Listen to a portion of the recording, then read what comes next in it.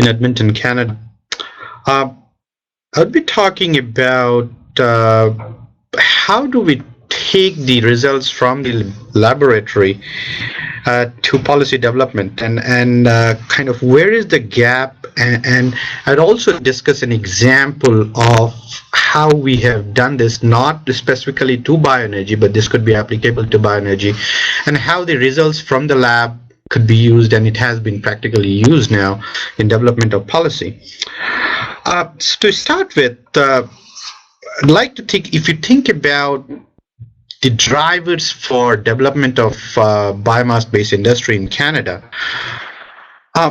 from my perspective, there are few, and I would rank the first one is basically the large fossil fuel industry that we have in Canada. This large fossil fuel industry contributes significantly to the greenhouse gas emissions in Canada. So basically, there is a drive to find out the options which could help us in mitigating this GHG. And that is a key driver for development of biomass-based industry. The other drivers is, of course, large pulp and paper industry. There is and as we move towards more and more electronic world, there is decrease in the demand for papers. Also, the diversification of agriculture and forest industry, bioeconomy could help us in kind of diversifying and getting probably more revenue generated through the fuels and products that they can produce. And also, Canada is kind of blessed in terms of large biomass reserves potential. You look at whole prairies, huge amount of agricultural biomass in terms of, say, straw. We also have a large forest industry, the residue generated from the forest industries and other feedstock. So we do have a large biomass resource potential too. Now, if you think about what kind of information is needed for development of policy, typically what people need, and this is from, if you think about in perspective from an energy industry, if you're looking at an energy industry, the decision makers need information on the environmental impact in terms of GHG, water requirement, land requirement. They also need kind of information, some kind of matrix which can help them in combining these two. So in terms of, for example, dollar per ton of CO2, some impact of a new technology or a biomass-based technology coming into the market. So what is the long-term impacts of that? So the long-term planning horizon, and also some impacts in terms of how does this integrate with the current industry. So in terms of the big oil and gas industry that we have, big fossil fuel industry that we have, how does it integrate with that? So you look at, these would be some of the key information that policy developers would like to have. If we look at the type of information that we generate in the lab, and this is basically looking at the technology development. In the lab, we develop the technology, the concept, whether it works or not. The characteristics of the technology in terms of the efficiency, the yield of the technology. Also, what is the potential of scaling this up? I mean, we do some kind of the conceptual assessment. And again, I'm kind of focusing it more on the bioenergy sector and the associated energy sector here. We also do a lot of work in terms of data development for future trends based on fundamental science, and where there is not a lot of information available, but there are some projections or the scenarios that was developed in kind of a range of academic institutions and in the laboratory. And overall, like, we are trying to do this, I mean, trying to develop these technologies predominantly to understand is how does this address some of the challenges of the society. I mean, from an example would be, say, for example, the GHG mitigation challenge.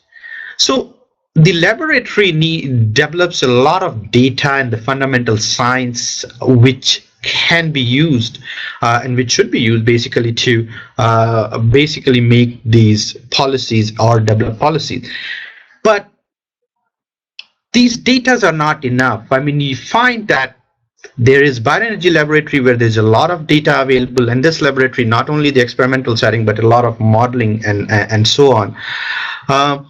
And then the other piece is the policy development. There is a gap.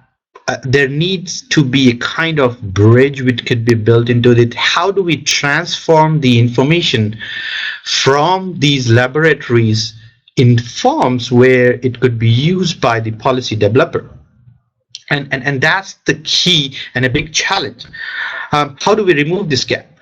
We have been working on kind of trying to address this challenge in terms of how do we take the data from the laboratory, convert it into matrix in terms of which could be used by the decision makers. If you think about a kind of an academic institutions where we develop data in a laboratory, so you have a lot of data in terms of the technology development characteristics of these, but these could directly, it needs to be transformed in a way where the decision makers can use this data to basically assess this economic impact or in terms of environmental impact to make some policy decisions.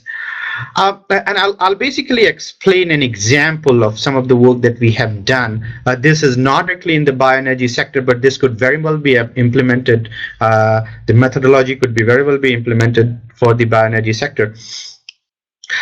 So in examples, we have worked here in Alberta in kind of assessing a number of GHG mitigation options in energy demand sectors. And energy demand sectors include, say, residential sector, commercial sector, industrial sector, where there are a lot of energy conversion technologies, the agricultural sector, forestry sector, and so on. So basically, the approach had been, and the main aim was to look at a number of these scenarios and come up with how do they compare. And we have assessed more than 150 different scenarios in different sectors, I would say. How did it start? It started with the need to mitigate GHG, and probably this you could think about in terms of the societal need and the challenge of GHG mitigation. Our step, and this was in very much in close collaboration with the decision makers, the first step was to just understand the energy flow in the province of Alberta. This is an example of a Sankey diagram, and basically you could see on the left hand side, extreme left, you have all the resources which are available in the province, and then it goes into what are the conversion processes it goes through, and on the right hand sectors, all the black box, you could see those are different demand sectors. So you have residential, commercial, you have transportation, and so on. And then ultimately we try to analyze is how much energy is useful, how much is rejected, efficiency of these sectors. What it helps us in giving is kind of what resources we have, what kind of conversion systems we have, and where the energy is going. And this basically, the exercise helps us in identifying the options. Now, once we did that, then we went into further detail of looking into each of these sectors. So this first Sankey diagram gives you the whole provincial picture. And then we went into the further sector. So this is an example of transport sector where you look at different energy sources, the conversion, but the key here is you see the details on the different end uses in the transportation sector. So passenger transport, freight transport, rail, and so on. And again, going down into how much energy is going, what is the efficiency of using energy in these sectors. This helps us in further understanding is where could you look at improving the options, some say energy efficiency options or fuel switching options, which could help in mitigating GHGs. Now, once we did that, then our next step was basically to develop a number of these scenarios. And these scenarios could be is, if we look at, say, residential sector, are there options of switching the fuel, which is the current fuel which is being used? So, for example, maybe electricity or maybe natural gas. Is there a way to improve the efficiency which could help in GHG mitigation? Or we can use a different fuel. In the transportation sector, fuel switching, can it help us in if you go to renewable fuels? how much is the GHG mitigation? What is the cost associated with GHG mitigation? And what this ultimately gave us is this curve where we ran more than 150 different scenarios, and these are different. Each of these bars is kind of a scenario of, say, fuel switching or for energy efficiency. These are in different sectors: residential sector, commercial sector, transportation sector. We have been working on pulp and paper and agricultural sector further. But the key message here is what this is doing is putting all these 150 scenarios or more than that, a number of these scenarios on the same page. So for a decision maker to look at this, these bars, what this is giving you, if you look at each of these bars, basically helps an understanding how much would be the GHG mitigation compared to the baseline scenario or business as usual case, say in a 50-year time planning horizon, and what is the cost associated with it. On the y-axis, you basically see dollar per ton, which is dollar per ton of CO2. So how much does it cost for mitigating 1 ton of CO2 in a particular scenario? Now this gives you the integrated matrix of economics as well as environment, so that is GHG mitigation. And when we put all these scenarios on one page and try to assess and look at this, it is helpful for the decision maker to kind of get a sense of where the policy needs to be there, what policy is required, where should we help in kind of increasing the penetration of a certain technology in certain sector, and you can put, like, you know, all the options in all the different sectors here. You have residential, commercial, transportation, agriculture, forestry, and so on. And that gives a much overall view, a broad overview of understanding the GHG mitigation options. Now, this is an example of, we looked at a range of technologies, but if you look at the bioenergy sectors, you could do the same. Now, this work that we did is kind of, you know, recently we have the Alberta government announcing some of these incentives for energy efficiency options or the GHG mitigation options for the sector. So basically an example of how data from the lab could be taken up all the way and feed into policy development. This could be directly implemented to the bioenergy sectors, and this is just a very brief snapshot of bioenergy conversion process. There are more conversion processes which could be added to this. There could be variation in terms of biomass feedstock, so that itself could lend it to a number of different, hundreds of different scenarios. But something which needs to be done in here is, which could help us in understanding, we talk about a number of pathways based on biomass, but ultimately, what is the potential of mitigation, and what is the cost associated with it? That is some kind of information which would be useful.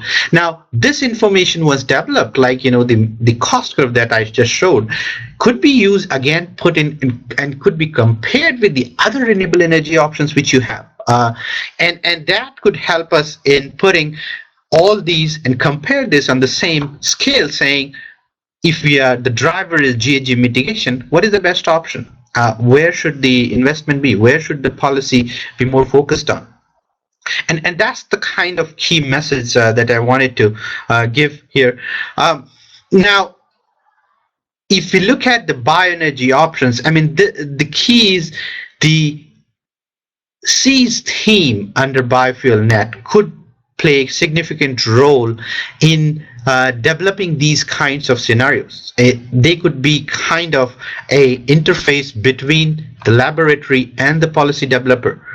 We have a number of projects going on, but I think there should be some more focus which are kind of trying to develop these kind of integrated matrix, some kind of scenarios where you take this not only for looking at just the bioenergy options, but the other options, and compare this and give a much better picture of where we stand.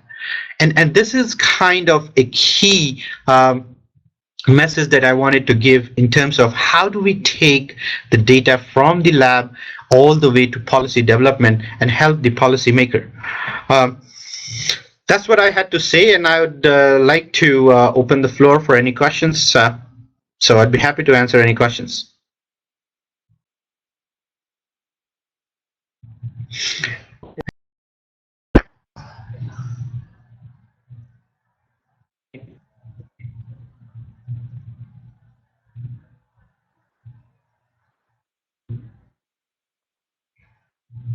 Don't be shy, just ask any questions or any point, any clarification that you need on the presentation or the concept. Be happy to answer.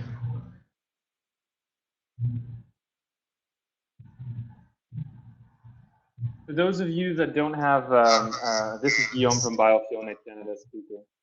For those of you that don't have access to a microphone or that are not understanding how the Q&A function works on this webinar, please just type your questions in the chat box and Dr. Amikumar will be glad to answer them.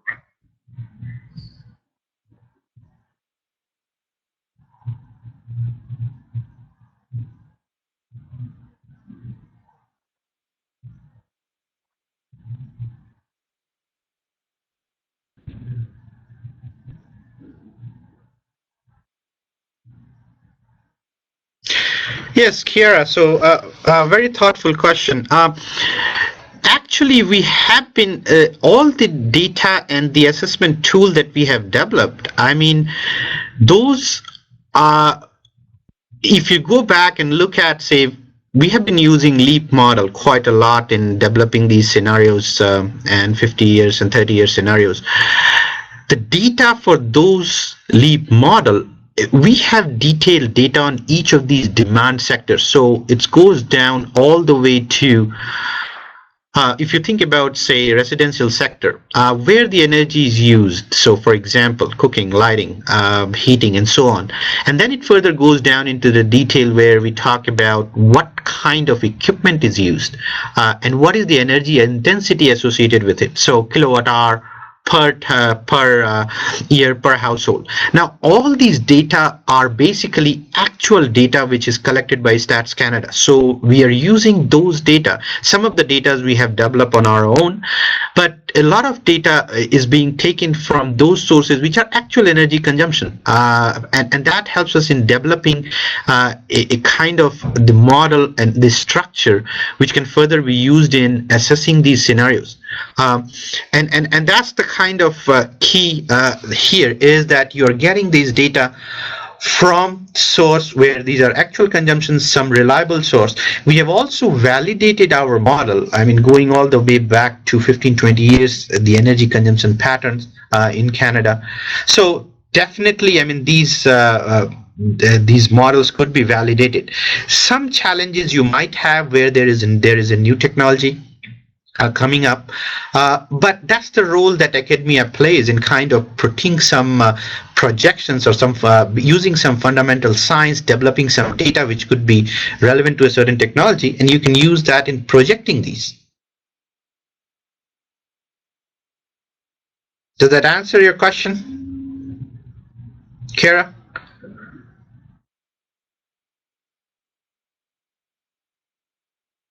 Good. Any other question?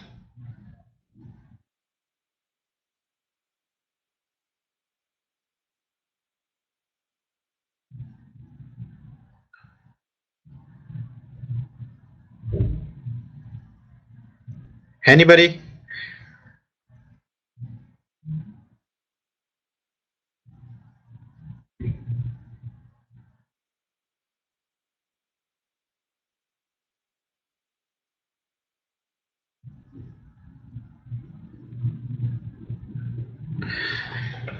Okay, good question.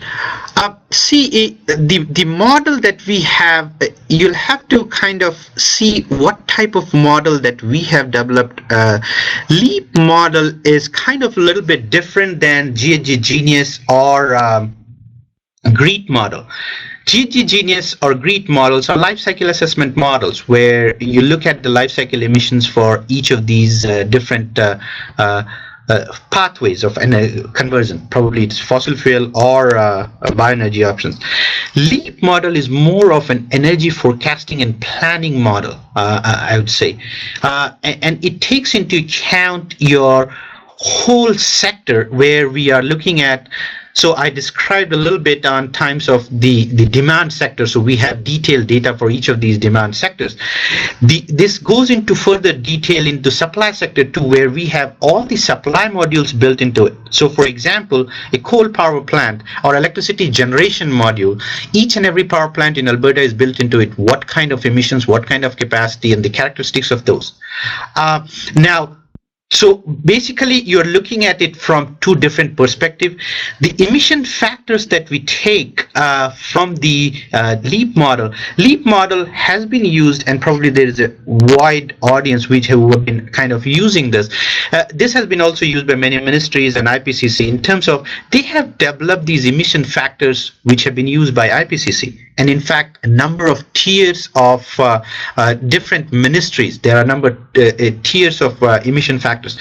These pretty much are comparable to any of the conversion process you look at. I mean, ultimately, what you're looking at is in terms of if you combust gasoline or if you combust diesel, how much is the emissions associated with it.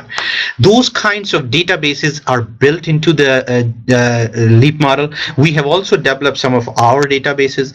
The way this is structured, you could think of in terms of it takes into account each of these conversion and your transmission and distribution and the ultimate energy consumption in the demand sectors, the emissions associated with it. So the two models kind of playing in a different domain, although some part of LEAP model looks at a kind of the GHG emissions, but it has much more in terms of the whole energy sector modeling, which GHG Genius or GREET doesn't have.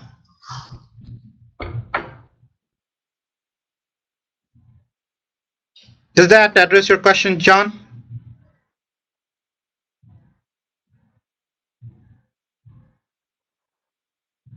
Good. Any other question?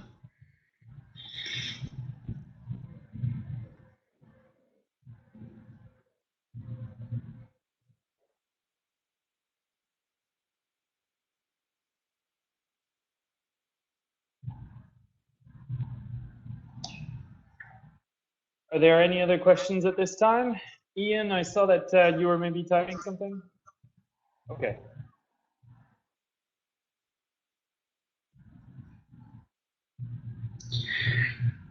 Yeah, I mentioned that. Yes, that's a good point, Ian. I mean, I did mention that it could do biofuel pathways, but it could do other fossil fuel pathways. I think that's what you're getting at, I guess.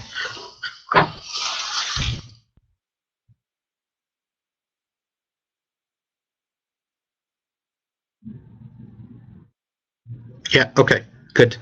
Any other question?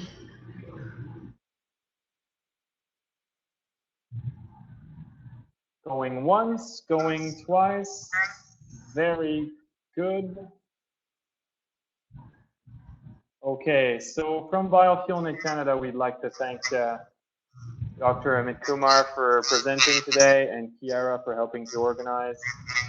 We'll be closing down the webinar now. It will be uploaded later on our YouTube channel, which I encourage you to go and have a look at. And I wish all of you a great day. Thank you, everybody.